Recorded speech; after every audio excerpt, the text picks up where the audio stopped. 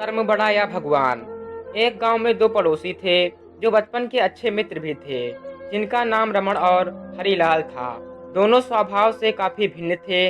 रमण बहुत धार्मिक था और भगवान को बहुत मानता था। वहीं हरिलाल कर्म में विश्वास रखने वाला बहुत मेहनती व्यक्ति था।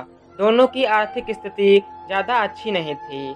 एक बार दोनों ने मिलकर अपनी परिस्थिति बदलने के लिए भागीदारी में थोड़ी जमीन खरीदी। उनका विचार था कि इस जमीन में वह अच्छी फसल उगाकर उसको बेचेंगे और अच्छा धन कमाएंगे। अब समय था फसल पाने के लिए खेत में मेहनत करने का।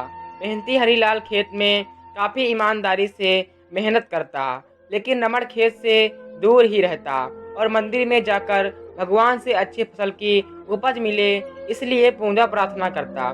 समय बीतता गया और कुछ समय बाद खेत की फसल पककर अच्छे से तैयार हो गई। इस फसल को दोनों ने व्यापारियों को बेच दी, जिसके बाद उन्हें व्यापारी ने काफी पैसे मिले। अब बारी थी पैसे के बंटवारे की, तो घर आकर हरिलाल ने रमण से विनती की, इस धन का ज्यादा हिस्सा उसे दिया जाए, क्योंकि उसी ने खेत में ज्यादा मेहनत की है। इस बात से असहमति रखते हुए रमण बोला, नहीं, धन का तुमसे ज्यादा हिस्सा मुझे मिलना चाहिए, क्योंकि मैंने भगवान से इसकी प्रार्थना की, तभी हमको इतनी अच्छी फसल हुई।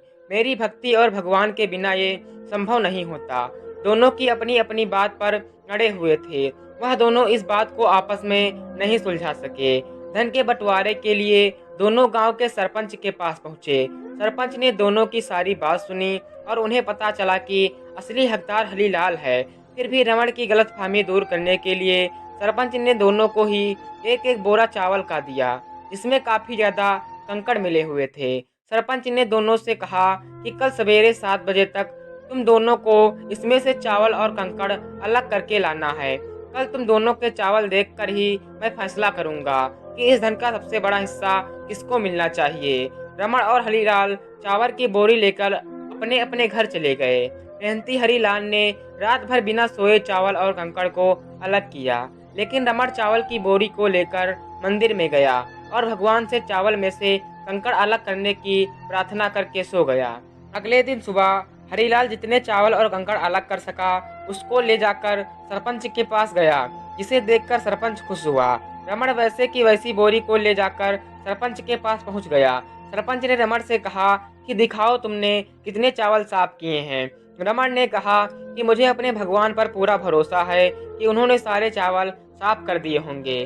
जब उसकी चावल की बोरी को खोला गया तो उसमें चावल और कंकड़ वैसे के वैसे ही थे। सरपंच ने रमण को समझाया कि भगवान भी तब सहायता करते हैं जब तुम मेहनत करते हो। सरपंच ने धन का ज्यादा हिस्सा हरिलाल को दिया। इस घटना के बाद रमण को अपनी गलती का एहसास हुआ, तो वो भी हरिलाल की तरह खेत में मेहनत करने लगा और अब की बार उनकी फसल पहले से भी अच्छी हुई। महत्वपूर्ण सीख इस कहानी से हमें यह सीख मिलती है कि हमें कभी भी सब कुछ भगवान भरोसे नहीं छोड़ना चाहिए। भगवान हमेशा उसका साथ देते हैं जो कर्म करना नहीं छोड़ता। इसीलिए हमें किसी भी क्षेत्र में सफलता पाने के लिए जरूर मेहनत करनी चाहिए। Thanks for watching full video.